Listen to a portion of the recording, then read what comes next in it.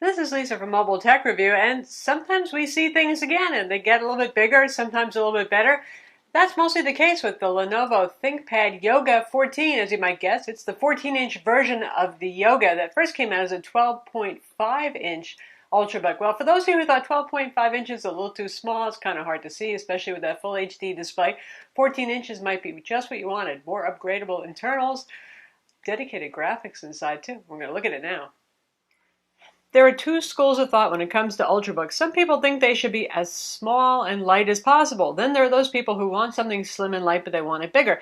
Witness the fact that originally the Ultrabook was supposed to be a 13-inch laptop that was very thin and had Intel components inside, and we've seen ones go all the way up to 15.6 inches. So now there's something for everybody. This is a Lenovo ThinkPad Yoga 14. Pretty much everything we knew about the Yoga already, the 12.5-inch original model, is the same here. You got the same lift and lock keyboard on it, touchscreen, full HD IPS display, great Lenovo keyboard in terms of typing, dual band Intel Wi-Fi AC, all that kind of stuff in here, but it's bigger. It's 14 inches instead. It's also heavier.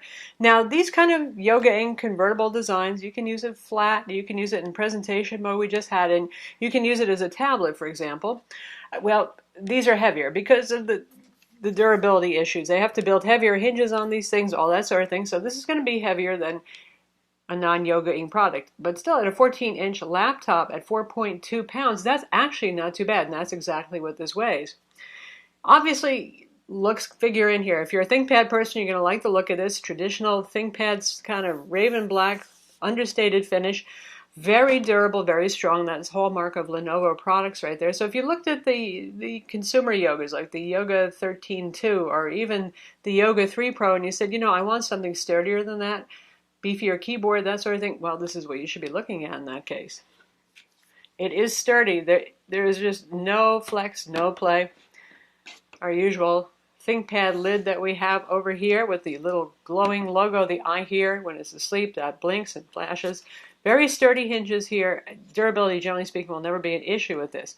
One thing it does lose is the pen. There is no pen here, so those of you who are artists or avid note takers and want that Wacom pen that comes with the ThinkPad Yoga 12.5, some models, not all models there, that can be confusing, but anyway, there is no pen option here. There is no active digitizer built into the display, so if you go out and you get one of those ThinkPad pens, it's not going to work with this. You can use a capacitive stylus, though. Yes, you can. It's pretty slim, 0.8 inches, and weighs, like I said, 4.2 pounds, so you're not looking at the lightest of the light Ultrabooks here. Still, compared to most laptops, that is fairly light, and for something that is robust, rugged, and Yogas, it's just fine. What is surprising is with the 12.5-inch original ThinkPad Yoga on top, the footprint hasn't gotten that much bigger. So for those of you who are worried, really, it's actually very impressive given the fact that this is a pretty compact unit itself in terms of overall footprint. So you're not carrying around a lot more. The original ThinkPad Yoga does weigh 3.5 pounds versus 4.2 pounds, so there is a weight difference there. Port selection is healthy on this. We have the charging port for the rectangular charging connector here, and this is also compatible with Lenovo's one-link docks. You have a charging USB 2.0 port here for your legacy stuff and for sleep and charge. Usual combo 3.5mm headphone jack. Full-size SD card slot. The card does go in all the way, doesn't stick out at all. So for those of you who always carry a card in the unit, happy times there. On this side, we have controls in case you're using it in tablet mode. Now, at 4.2 pounds, I don't know if you're going to be so compelled to use it in tablet mode, but even if you're using it in presentation mode or tent mode, that can be handy. Power button right there, your volume rockers, rotation lock, two USB 3.0 ports, and a full-size HDMI port. So reasonably good connectivity, no built-in Ethernet, so you're going to want to use a USB Ethernet adapter on the road if you need Ethernet when you're traveling. Plenty of ventilation holes on here, and given the fact that we have a good old-fashioned normal Intel Core i5-4210U 1.7 GHz with turbo boost to 2.6 GHz, CPU inside Haswell 4th generation, not the M 5th generation, but that's a good thing in this case. You're getting more performance. We'll talk about that a little bit more. But anyway, also NVIDIA GT840M, dedicated graphics, 2 gigs of video memory in here, switchable with Intel HD 4400 graphics. So if you are on the road, you don't have to worry about the dedicated GPU killing your battery life unless you are doing something like playing, well, Metro Last Light, which we're going to show you, actually does play on this. So this is an interesting laptop. We always think of ThinkPads as those rugged, well-made, great keyboard kind of businessy laptops. This one's got the oomph for gaming. And more practically speaking, also, this guy is good for video editing, Photoshop, if you want a performance boost. Intel HD 4400 actually is okay for Photoshop, but even better this way. Those of you who want to do some like CAD work, that sort of thing, definitely a good mid-range performer. For gaming, it's nice. We'll talk about that more later. Regular Phillips head screws hold the bottom cover on here. You do have to remove the 3 little rubber covers on the bottom here. Not the feet, the 3 little rubber covers if you want to access all the screws that are under here as well. And you can take off this bottom plate. One thing that's nice about this over the original ThinkPad Yoga is the memory is actually socketed. You have 1 RAM slot in this. Now, right now, the biggest you can get in a laptop RAM DIMM is 8 gigs anyway, so that means you're at 8 gigs for maximum, and that's what this ships with. You also have a 2.5-inch standard 7mm slim height drive bay in here. This comes with a 1 terabyte 5400 RPM drive at the factory and a 16 gig caching drive M2 made by SanDisk on it. So if you're adventurous, I'm sure I know some of you folks do this, you could try putting a big mSATA SSD inside there if you want to keep that big terabyte hard drive. Now, Lenovo always says it's really meant for caching. You know, we don't guarantee it's going to work, but I've heard people do that with other ThinkPads just fine. Or you can replace that 2.5-inch drive pretty easily with an SSD drive, which is actually what I've done to this one already. Just put in a Samsung Evo 840 SSD drive in place of the terabyte hard drive. But you can have the best of both worlds. Also inside is the usual socketed Intel Wi-Fi 7260 AC card, so that's about as good as you can get these days in terms of internal connectivity.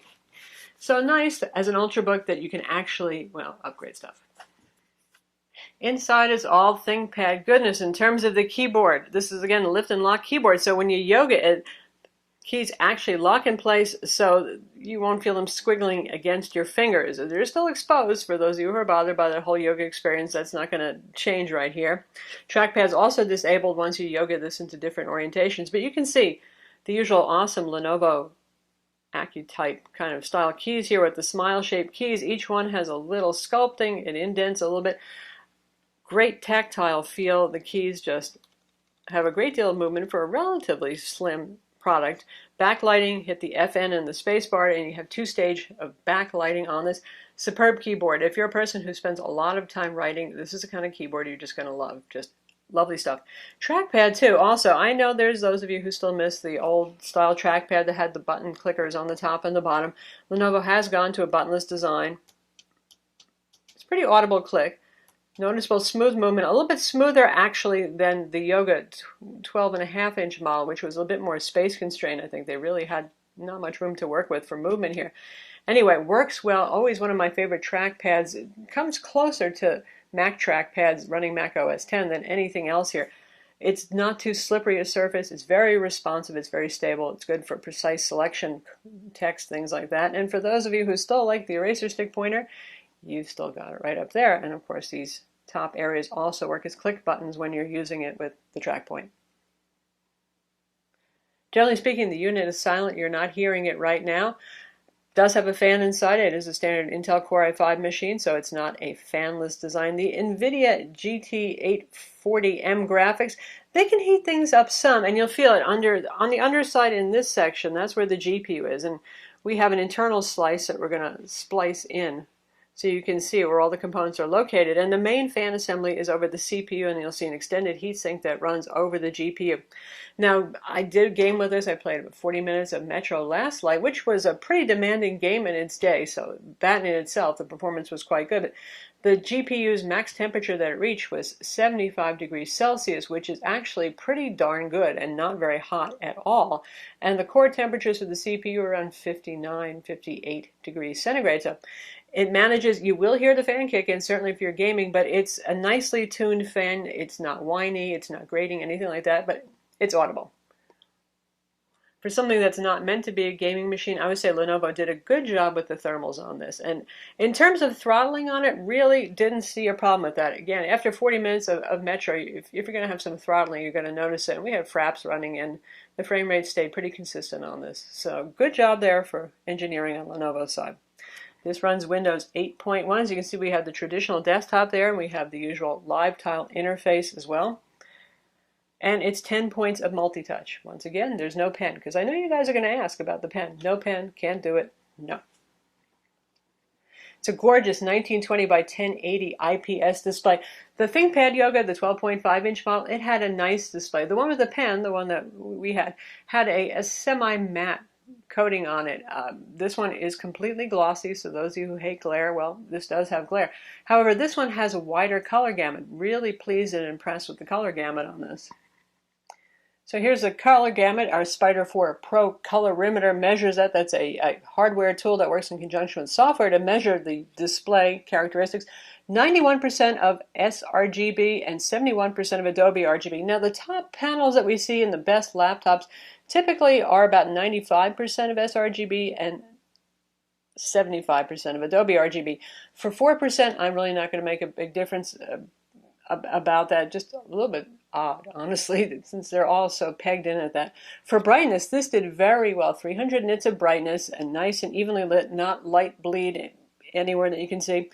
Contrast ratio is good at 700:1, and black levels are pretty decent at 0.43. So as a display that somebody who is working professionally with graphics could use, this would certainly do it. For those of you who just really like eye-popping colors in movies, nice contrast, good saturation, you've got it here. And again, it beats the original ThinkPad Yoga in terms of colors. The original ThinkPad Yoga was also a very bright display, so you're not getting much different there in terms of brightness on it.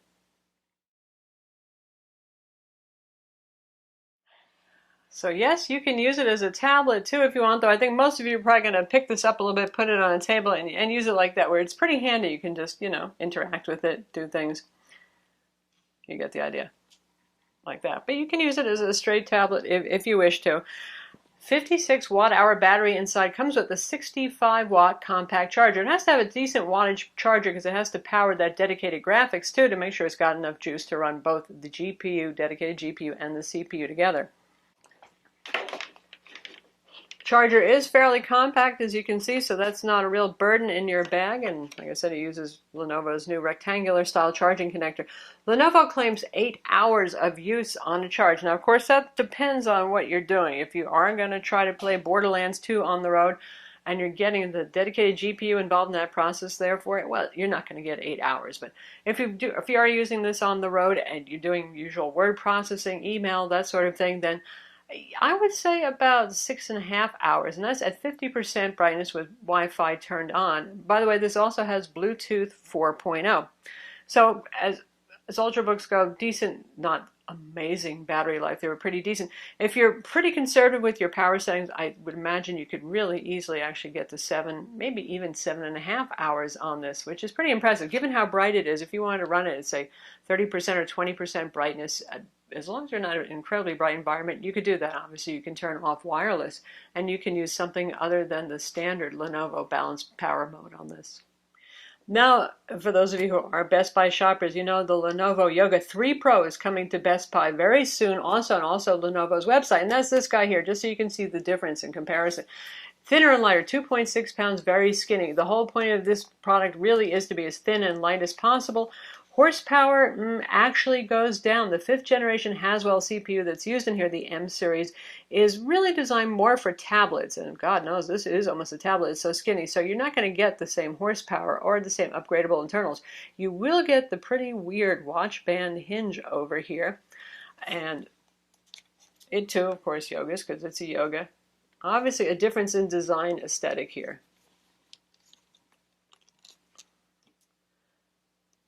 Certainly a flashier looking product. Like I said, not as powerful, not as upgradable. This will also cost more. Our lovely Yoga 14 is $1,099 at Best Buy. Now, it's supposed to be $11.99, but you know, Best Buy, they tend to have these sales or perma sales, and sometimes at launch they'll even do that, which is nice. So, now you've seen them together.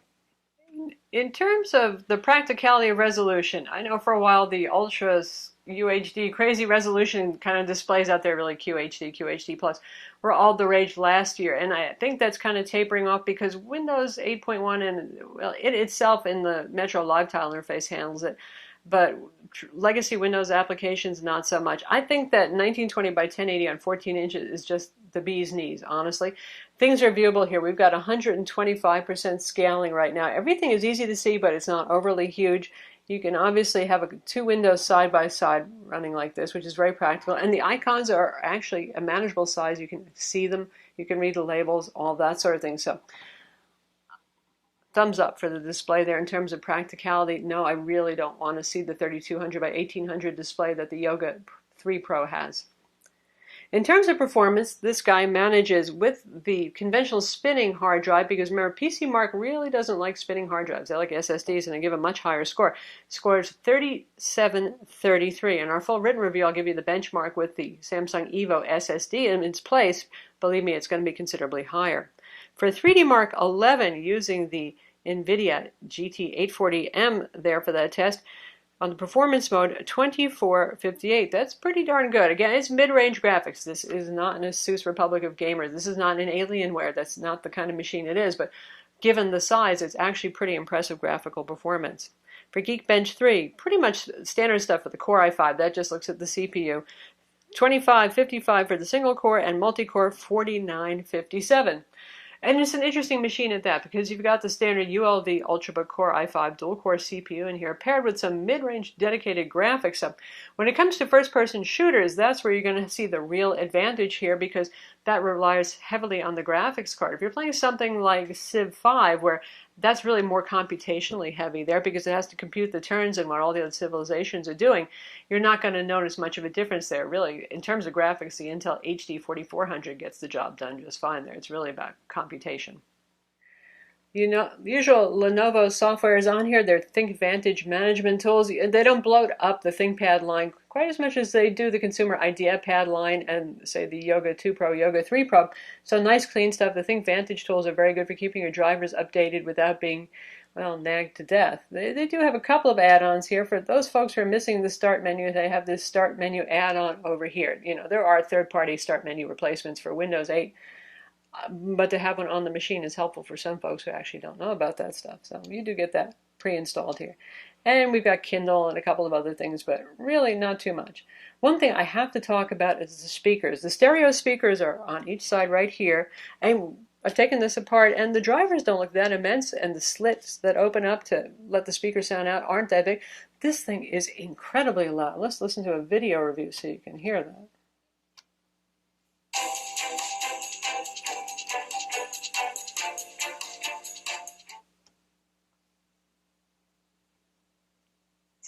This is Lisa from Mobile Tech Review, and this is the Samsung Galaxy Note 4, the premier phablet, back again for 2014 in its fourth iteration. That's only 36%. Still a 5.7-inch display, but the resolution goes up to 2560 by 1440. 60? And we get metal around the sides. A little harder to tell with the white model here because it has a white finish on top, but still it gives it a nice look. You get the idea. This is a very loud little laptop, and it's reasonably full sounding too. I mean, no, it's not an external 5.1 speaker system, but as laptops go, it's pretty full and it's frighteningly loud, something you wouldn't expect from a business laptop. So if you're doing presentations in noisy places, this thing will probably shout over the people in the room who are bored and talking among themselves. For those of you who aren't familiar, the one-link dock, before we get into gaming, this is the first generation model. It's around $99, and there's also a second generation model. You can stand it upright. USB ports, 2 of them on the front, 3.0, headphone jack. Back, more USB ports, Ethernet, full-size HDMI, way to charge your laptop up. Power button, up top. Pretty reasonable for what it is. So let's get into Metro. Last light here. Just a year ago, I stood on top of the TV tower and saw missiles raining. Looks like we pretty much cleaned the place. How are you? First, let's take a look at our game settings. Running at full HD 1920 by 1080, you can see we have quality set to low, SSAA is turned off, texture filtering 4x, motion blur is normal, tessellation is off.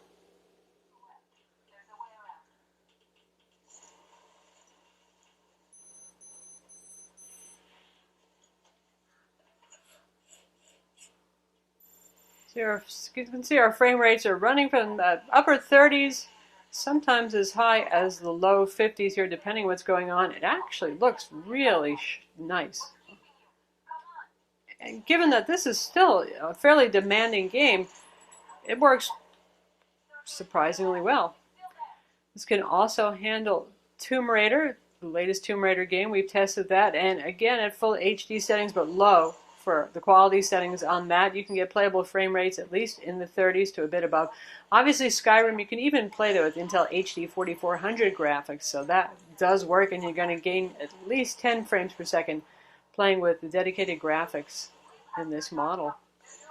Civ 5 looks beautiful as well, touch enabled, and we're not even going to bother showing it here because that will run on even HD 4400 graphics again. That's really more CPU intensive, but it is nice on the 14-inch IPS display just to look at. So this is a pretty unique machine. It's a 14-inch Ultrabook. It's a yogaing tablet with presentation mode.